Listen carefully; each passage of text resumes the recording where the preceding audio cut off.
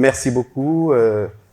Je voudrais commencer par remercier les organisateurs de m'avoir associé à ce symposium.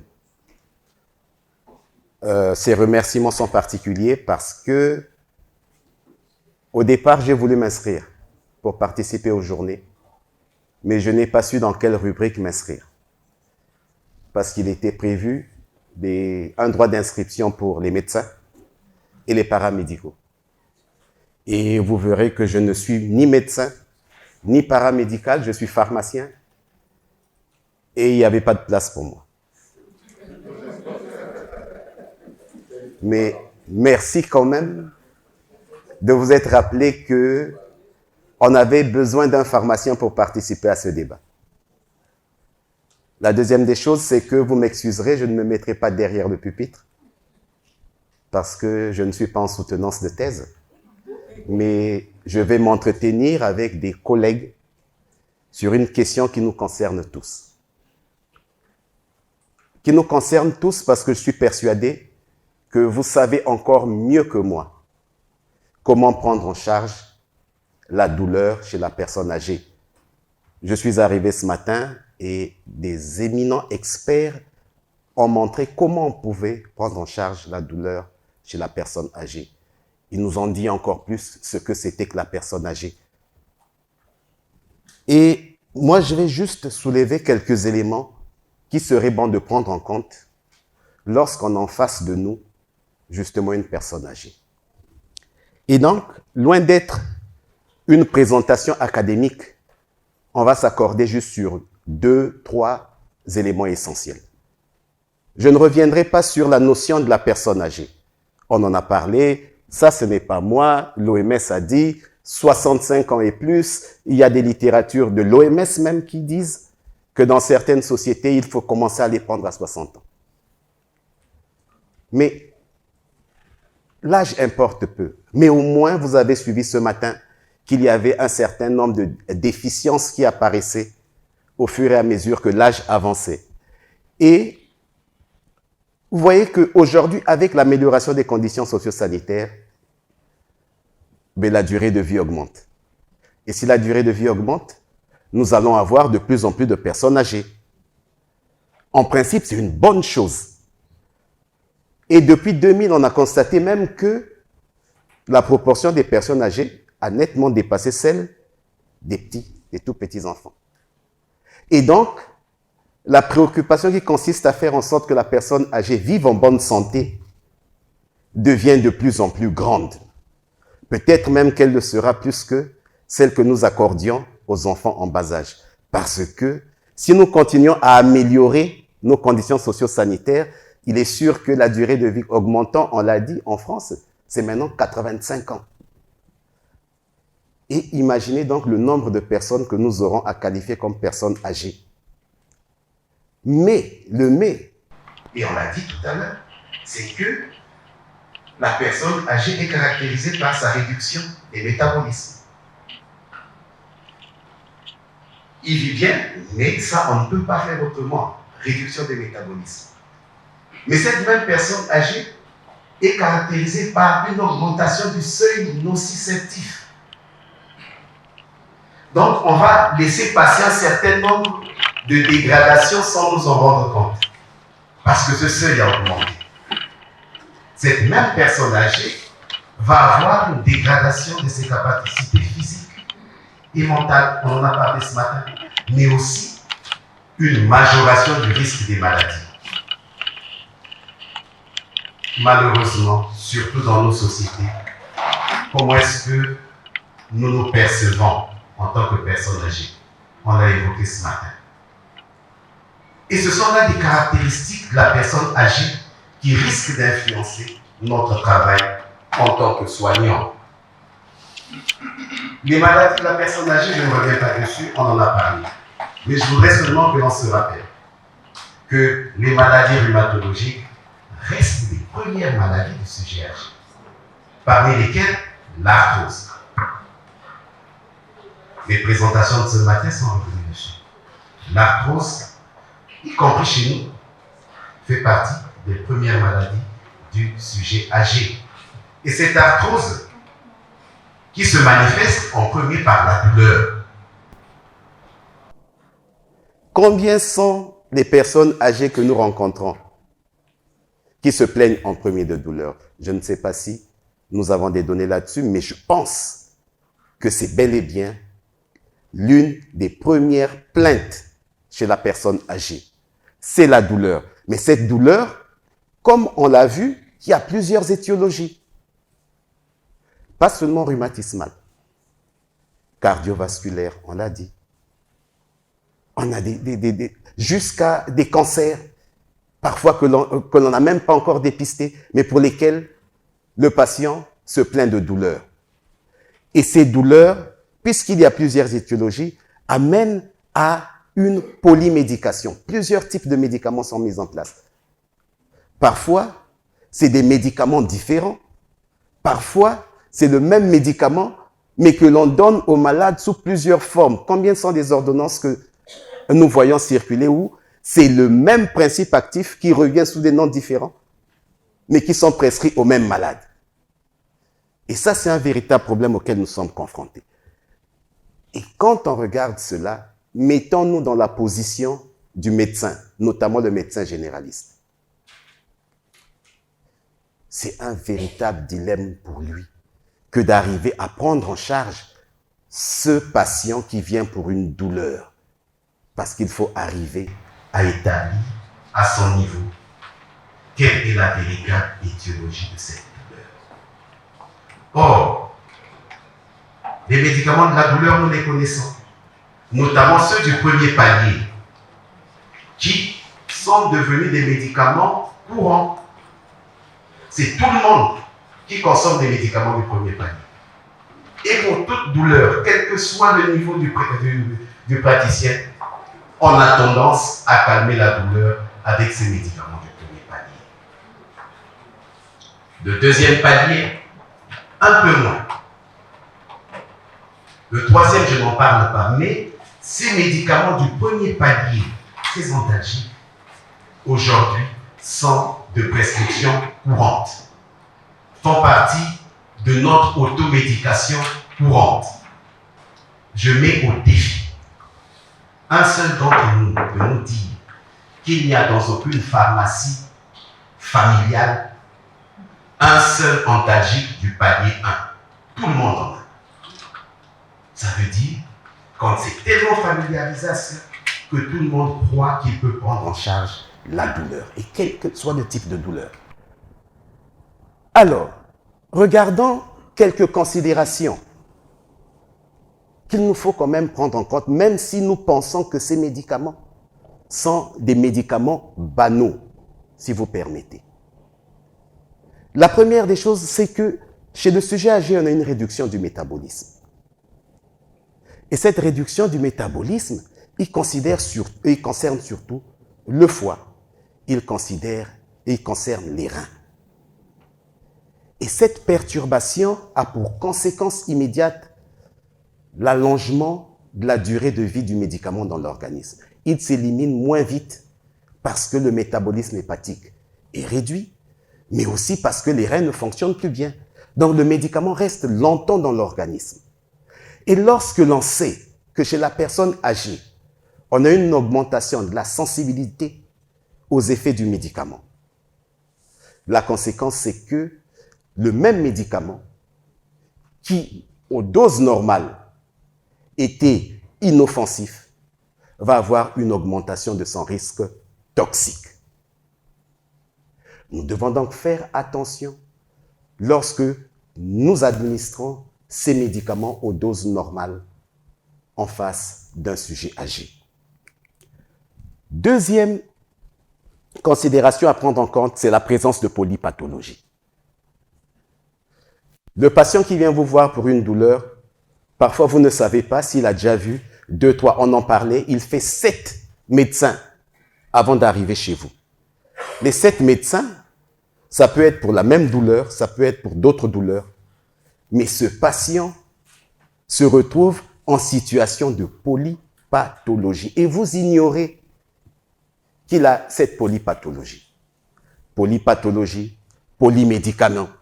Or, parmi ces médicaments, il y en a qui sont contre-indiqués pour des pathologies. On le disait tout à l'heure, en voulant soigner la douleur, on va créer des problèmes et tuer le patient. Donc, vous risquez de lui prescrire un antalgique qui est contre-indiqué pour l'autre affection qu'il présente. Mais encore, où il est passé, on lui a prescrit des médicaments. Et il y a des médicaments qui sont contre-indiqués en prise concomitante. Mais on ne le sait pas. Et notre malade va se retrouver avec 2 types de médicaments dont il faut surveiller les effets parce qu'ils peuvent se potentialiser ou ils peuvent être antagonistes, annulant l'effet du médicament que vous prescrivez. Et là, on va se dire, c'est pas grave. Mais non, c'est grave parce que ça peut augmenter la toxicité du médicament. 3e des considérations à prendre en compte, c'est la baisse des capacités cognitives du patient. La personne âgée, on l'a vu, a une baisse de capacité cognitive, ce qui peut l'amener à oublier de prendre son médicament. Mais également à oublier la posologie. Il va se tromper dans la posologie. Et là, ce qui se passe, c'est qu'on va avoir une mauvaise observance du traitement. Il se rappelle 2 jours après, qu'est-ce qu'il fait? On l'a cité ce matin, un médicament à prendre 1 fois par semaine. Est-ce qu'il sait que il va se rappeler que c'est le mercredi qu'il fallait le prendre? Ou il va le prendre le jeudi ou le vendredi qui suit? Nous allons avoir un problème d'observance qui va se poser. Et là aussi, il y aura des échecs du traitement. Dernier élément à prendre en compte, et non des moindres, c'est l'autoperception de la personne âgée. Et très souvent, ces personnes âgées se sentent dépendantes. Parce qu'elle est retraitée. Elle n'a plus de quoi se prendre en charge. Donc, dépend de la famille, dépend des enfants. Il y a une mauvaise perception de soi qui se pose. Mais aussi, cette personne a une tendance à accepter un certain nombre de symptômes. Pourquoi? Parce qu'il trouve qu'il dérange à force de dire qu'il a mal ici, qu'il a mal là. Comment ça va être perçu par son entourage. L'élément, c'est que devant ces symptômes qu'il ne peut pas révéler tout le temps, il va se livrer tout seul à l'automédication. Parce que ça va coûter cher que son fils l'amène encore voir le médecin. Alors, il va sortir, surtout qu'ici aussi il y a des gazons. Donc, il va sortir, il va aller au gazon et il va prendre son antalgique qui va calmer sa douleur et il va se satisfaire. Mais, on a parlé des traitements au long cours chez la personne âgée qui vous entraînent une saturation. Surtout quand il y a beaucoup de médicaments à prendre, à un moment donné, la personne âgée est fatiguée et elle n'en veut plus. La conséquence ici, c'est qu'on peut avoir abandonnement, échec thérapeutique. Quelqu'un me disait, s'il y a échec thérapeutique, mais c'est pas grave, au moins, il va pas mourir. Non. Il va mourir parce que l'échec thérapeutique amène à un abandon encore de traitement plus grand. Parce qu'il se dit, ça ne marche pas. Mais l'échec thérapeutique peut amener à une augmentation de dose. Parce qu'il se dit, mais j'ai pris à la dose normale, mais comme il ne sait pas qu'il n'a pas respecté les délais entre les prises, ça ne marche pas, il va augmenter la dose. Et aussi, il va se dire, puisque celui qu'on m'a donné ne marche pas, et qu'on m'a dit que l'autre marche, je vais l'abandonner et aller prendre l'autre. Mais n'oublions jamais qu'à cet âge, on a une sensibilité plus élevée aux effets de médicaments. La conséquence immédiate, c'est que nous entrons dans une phase de toxicité qui, elle, conduit à la mort. Donc, l'échec thérapeutique que l'on croyait simple est également à l'origine d'une toxicité qui peut conduire à la mort. Alors, je vais juste vous prendre 2 cas. Le premier, c'est celui du paracétamol. Le paracétamol que nous connaissons tous. Aujourd'hui, il y a un grand débat en France, vous avez dû suivre, parce que Doliprane va être délocalisé. Les Français sont dans tous leurs états. Parce qu'ils ne vont plus fabriquer Doliprane. C'est maintenant les Américains qui vont fabriquer. Pourquoi? Parce que c'est le médicament le plus consommé en France, paracétamol. Mais c'est un médicament qui est en vente libre, y compris dans le gazon. Chez les Banamangang, vous trouvez paracétamol et vous le trouvez sous tous les noms possibles. Tous les noms possibles. Et les patients, il leur arrive de prendre du paracétamol sans même se rendre compte qu'ils prennent du paracétamol. Je regardais ce kakemono. Combien d'entre nous, à la lecture de ce nom, sauraient que ce médicament contient du paracétamol? Combien de fois nos personnes âgées, on va lui conseiller le Flexpro Extra, même si à côté, il avait son Doliprane, il ne saura pas que Flexpro contient 500 mg de Doliprane, de paracétamol, comme son Doliprane 500 mg. Et jamais, s'il les prenait ensemble, il passe à 1 gramme, au lieu de rester sur les 500 grammes qui lui ont été recommandés. Et n'oublions pas que paracétamol induit une accoutumance. C'est-à-dire, je prends mon paracétamol à une dose donnée. Au bout d'un certain temps, comme je le prends régulièrement, j'aurai l'impression qu'il n'agit plus. Et qu'est-ce que je fais? J'augmente la dose. Pourtant, c'est le paracétamol. Le médicament, je peux dire, le plus courant, le plus banal. Souvenons-nous que normalement, la dose maximale de paracétamol est à combien? 4 grammes par jour. Mais chez le sujet âgé, on ramène à 3 voire 2 grammes par jour. Surtout lorsqu'il a une insuffisance hépatique ou alors une insuffisance rénale, comme je vous l'ai dit, augmentation de la demi-vie. Si on ne tient pas compte de tous ces éléments, nous allons vers une toxicité progressive, toxicité hépatique surtout, progressive, parce que ce paracétamol va aller lui bousiller son foie bousillé, il ne pourra plus éliminer le même paracétamol, mais tous les autres médicaments qui lui seront prescrits. Alors, qu'est-ce qu'il faut faire? Il faut commencer par rechercher les facteurs de risque chez toutes nos personnes âgées quand on les reçoit.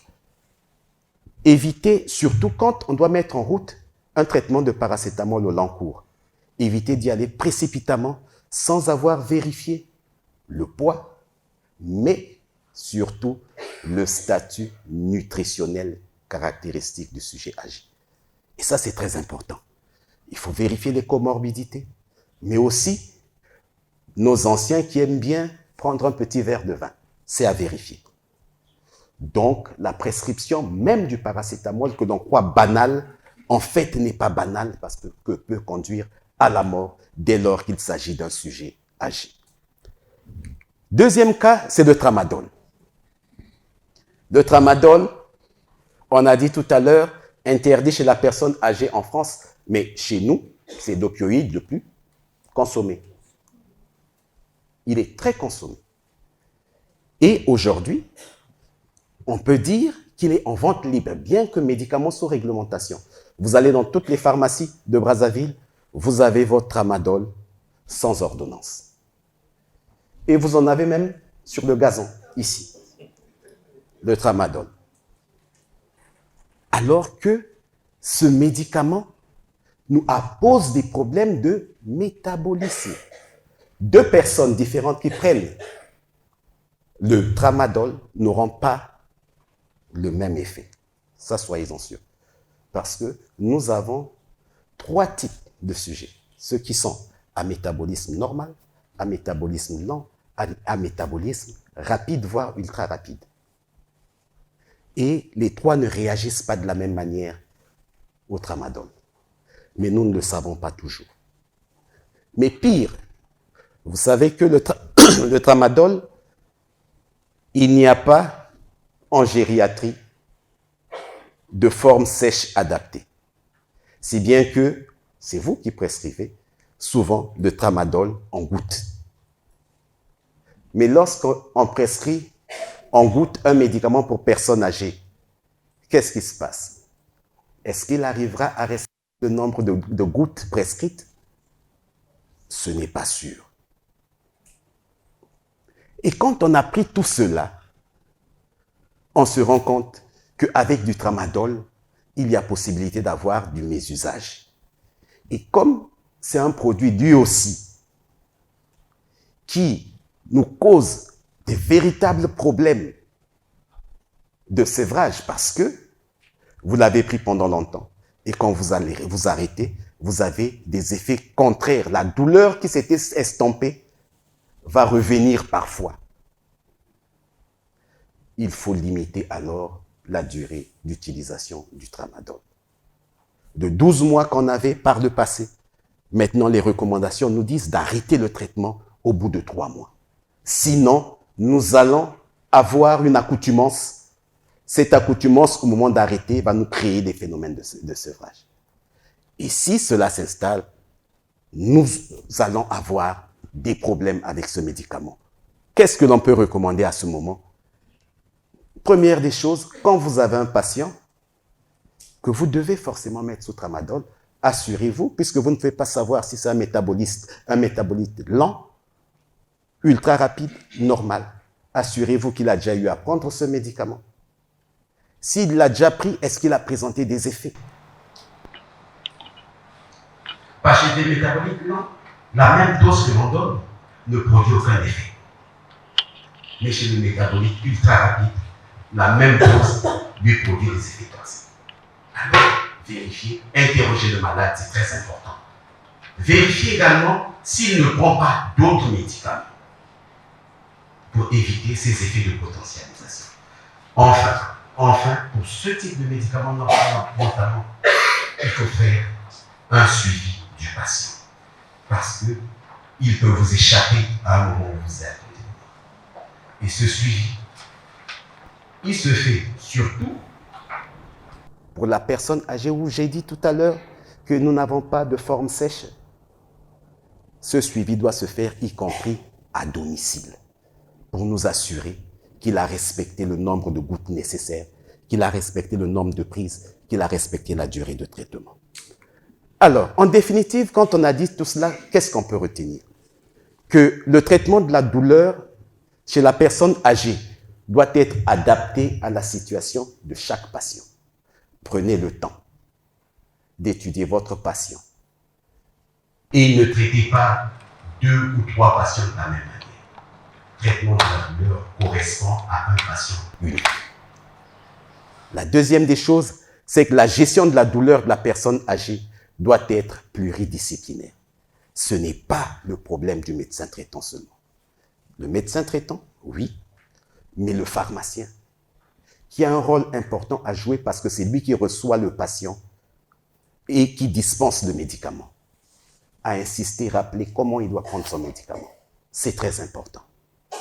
Mais c'est bon aussi pour l'infirmière qui peut suivre le patient à la maison. Mais ce que nous oublions souvent, c'est que le malade et son entourage ont un rôle à jouer dans le cadre de la prise en charge de la douleur. N'écartez pas l'entourage quand il s'agit du sujet âgé. Et la dernière des choses, c'est que la prise en charge de la douleur chez la personne âgée nécessite forcément la mise en place d'une véritable éducation thérapeutique pour permettre à ce que notre patient soit compliant, que notre patient soit accompagné par sa famille et que notre patient soit suffisamment patient pour accepter ce traitement qui parfois est au long cours. Quand on a dit cela, nous ne pouvons que vous remercier pour le temps que vous avez accordé à suivre et aux organisateurs d'avoir permis que ce message passe.